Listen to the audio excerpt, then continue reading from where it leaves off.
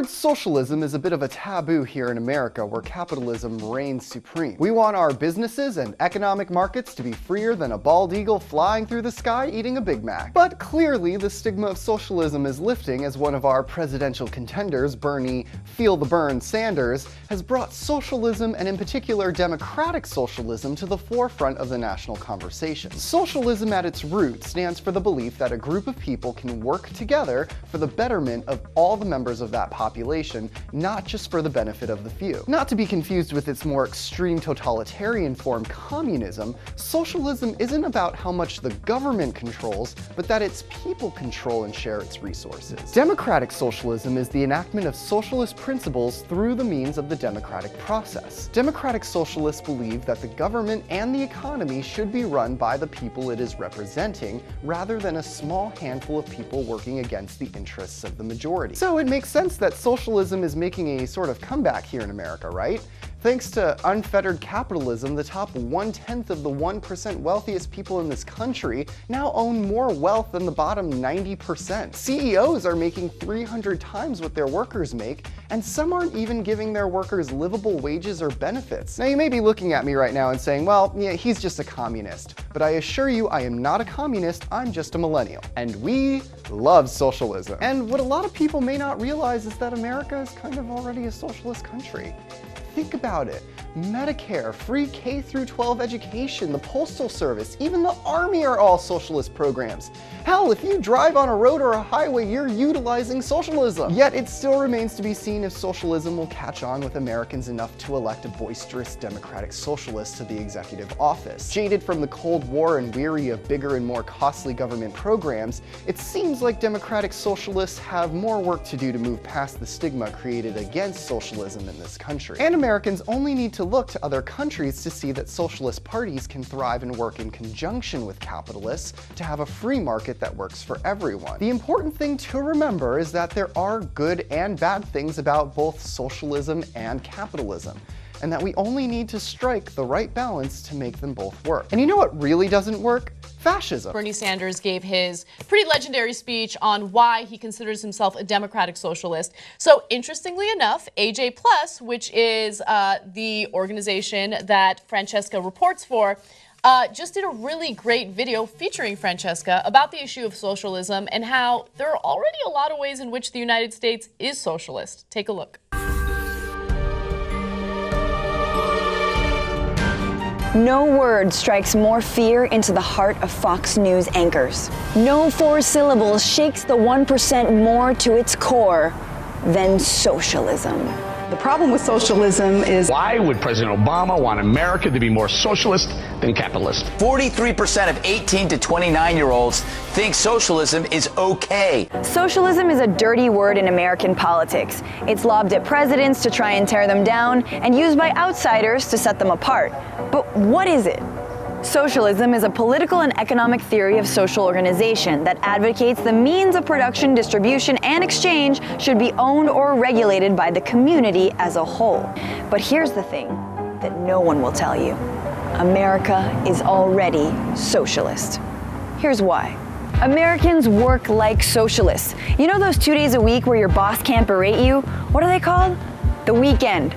The weekend was never part of big business's plan. It was fought for and won by the labor movement of the late 19th and early 20th centuries, a labor movement that was full of socialists. In 1938, Congress passed the Fair Labor Standards Act. It established a 40-hour work week, minimum wage, and eliminated child labor, which is a good thing, unless you run a sweatshop. Some of the most remarkable Americans, maybe even some of your heroes, were socialists. Mark Twain, Ernest Hemingway, Jack London, Cesar Chavez, Helen Keller, even Harry Houdini was a socialist. Now America has Bernie Sanders, who calls himself a democratic socialist, and Danny Glover, who's so down. But I'm still waiting on Lethal Weapon 5, the picket line. The military, the one area of spending no one would dare call socialist. And yet, it's largely funded by you, the taxpayer. Strange for all the wars the U.S. has fought trying to stop the spread of socialist ideas, you'd think that war was a capitalist venture. Around 27% of your tax dollar goes to fund the biggest and most expensive military in the world, with a budget of $598.5 billion. Compare that to spending on unemployment, Social Security, education, science, and infrastructure, and it looks like the military is red all over. Good God, y'all. Welfare is also one of those things that's bad-mouthed for being socialist, because why take care of the needy? But what about corporate welfare? Since 2000, Uncle Sam has given $68 billion in business grants and tax credits, 2/3 of which has gone to large corporations. Transportation and energy are the biggest beneficiaries. Even some of the biggest corporations like Walmart encourage their employees to use food stamps and other government services because apparently the most profitable corporation in the world can't pay a livable wage. It's almost like socialism is fine if it helps the rich, but terrible if it helps everyone else. In the end of the day, socialism is as American as apple pie. Bought at a Walmart with food stamps. Socialism has become a huge dirty word in the United States because the media is dominated by corporations, and corporations don't want any type of socialist policies. They want to privatize everything because they stand to profit off of that. Yeah. So what was the reception to that video? I'm really curious. It was huge because I think actually socialist values are, and it's really values, are gaining traction. One of the clips that we show is like 43% of 18-year-olds think that socialism is okay. And it's like, wow, yeah, that is pretty big. Yeah. That more and more young folks are actually seeing socialist values as values that they think are good. And, you know, dispelling this idea that it is, you know, that we can't critique capitalism. That Right. capitalism actually, that capitalist values maybe run in counter to human values.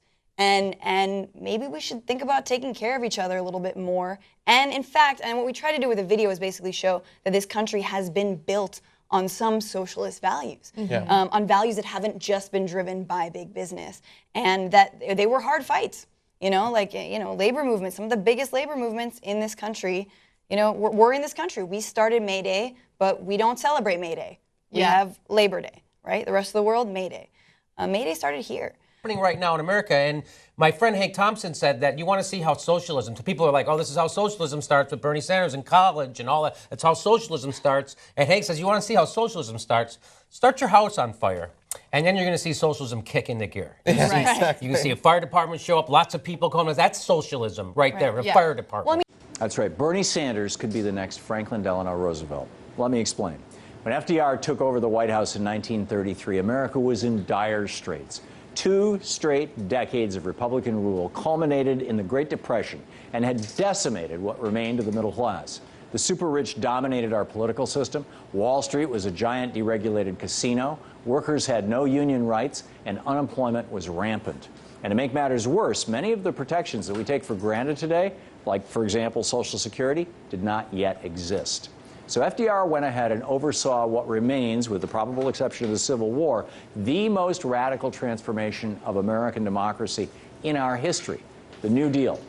He signed the Wagner Act, giving workers the right to collectively bargain with their bosses. He created the Works Progress Administration, the WPA, and the Civilian Conservation Corps, the CCC, which provided jobs for millions of unemployed Americans and made the government the employer of last resort when capitalism failed. He created the Securities and Exchange Commission and signed the Glass-Steagall Act, which clamped down on Wall Street gambling and made the banking industry boring, safe, and sustainable. He also signed the Social Security Act, which created the backbone of the modern-day welfare state and for the first time made it possible for all Americans to retire with a guaranteed pension. But the New Deal was bigger than just a collection of acts and agencies. What made it so important in the long run was that the New Deal created the preconditions for the existence of a large American middle class. You see, a middle class is not a natural thing in a deregulated capitalist economy. Middle classes have to be created with regulations, unions, and smart trade policy. In its natural state, capitalism is a lot like feudalism. Small sliver of super rich who rule over everyone else, followed by another slightly larger sliver of middle-class managers and professionals, what you would call the middle class, and then the vast majority of people fall into the category of the working poor. They're basically serfs. They have no power whatsoever. That's what's normal in capitalism. This is what American society looked like before FDR became president. But after FDR's time in office, American society was totally different. Republicans and Democrats agreed to follow the basic policies set forth in the New Deal, and even expanded on them, as the Republican Party and Dwight Eisenhower bragged about in their 1956 re-election platform. They also supported sensible trade policies that prevented jobs from being shipped overseas in the name of corporate so-called free trade. For decades, this New Deal consensus, as historians refer to it, reigned supreme. And not coincidentally, so too did the American middle class. From the end of World War II until the 1980s, American society was remarkably equal. And then Reagan became president, and he and his Republican buddies began undoing the New Deal piece by piece. They gutted union rights, they slashed the social safety net, they deregulated big business. Bill Clinton got in on the act too when he repealed the Glass-Steagall Act, allowed Wall Street to mix with commercial banking, a decision that led directly to the crash of 2008. As a result, America has been going backwards ever since 1981. Our country now looks more like it did in 1933 than it did in 1973. Yes, we have programs like Medicaid, Medicare, and Social Security that we didn't have back then, but thanks to 30-plus years of Reaganomics by presidents of both political parties, wealth inequality is once again soaring to record levels. Union membership is the lowest it's been in decades, and the super rich are sucking up all the income gains made since the crash. Oh, and thanks to Citizens United, the economic royalists can buy any politician they want. A lot of people understand what's at stake, but the man best equipped to handle this situation, in my opinion, is Bernie Sanders. If elected president, Bernie would do what FDR did in 1933, restore union rights, regulate Wall Street and break up the big banks, and expand the social safety net. And with a Democratic Congress behind him, he could probably go even further. How do I know this? Because I know Bernie, and he spent his entire career fighting for the core principle behind the New Deal, creating the type of society in which the middle class can flourish. This isn't some radical socialist idea either. It's what guided American society from the 1930s until the 1980s. And it works. And as president, Bernie Sanders would make it our #1 priority once again. Okay. I don't think most Americans realize they're already socialists. In certain respects. Okay. Let's start off with what it is not what we want to change. We want to deal with the grotesque level of income and wealth inequality in America. Very few people think it is acceptable or moral that the top 1/10 of 1% owns almost as much wealth as the bottom 90%. That we have seen a proliferate. But see, Bernie, you always say that, and I think even the Republicans are not for income inequality. They hear that, but it doesn't compute that that's going to be solved by socialism. Socialism is the programs they already like. They like Social Security. That's socialism. But they like Medicare. They like the VA. They like the military. No, that's exactly right. It's already a socialist country. But what we have to, no, it's not a socialist country. It's quasi. Quasi. There are some socialist programs. But what we have got to do is remind fellow Americans that every other major country on earth guarantees health care to all people as a right, and they do it more cost-effectively than we do. But I don't know if we're still undemonizing this word socialism. This is my big thing tonight, to get you to undemonize this word, because, you know, they do polls on who people would vote for. Like, would people vote for a woman, a Jew, a black? Those are in like the low 90s, like 92, 91% of the people. And of course, the other 8%, I think we know who those people are. You won't be getting their vote. Then like 75% of Americans would now vote for a gay person. That's a big change from 10 years ago. Yep. 60% would vote for a Muslim. 58% would vote for an atheist. Socialist, 47. It's at the very bottom of the barrel. They hear socialist, they think herpes, Bernie. We have to get But then what we do is we have to make the movement, if you like, to correlate what we're talking about. Because on every one of the major issues I am talking about, the American people agree. Socialism doesn't mean we're going to come to your house and make you work on a collective farm. Right. You know, in Europe, socialism is just another political party. It just means that government takes over certain things like hospitals and prisons and the military that shouldn't be schools that should not be run for profit. But to the magic trick of arithmetic and fact. The same way they suspend arithmetic and fact, they redefine words. Socialism. We've redefined capitalism. All of these actual words that have real meaning. They're actual things. They're real, basic, actual words, just like 2 + 2 actually equals 4. And as soon as we've lifted all of that, you're giving it even more credit than it's due. It's not like people here even give a definition to socialism. They think don't. It's communism. They just hear it and it's evil. Well, it's an ism. Right. It's the other. It's bad. Exactly. Right, it's communism. They think it's communism and they're going to come and take Nobody it. likes isms, okay? They don't like capitalism, they don't like socialism, they don't like fascism, and they don't like communism. So I don't know what the plan is. But these rich guys sure like jism. Yes. I wanna live, I wanna give.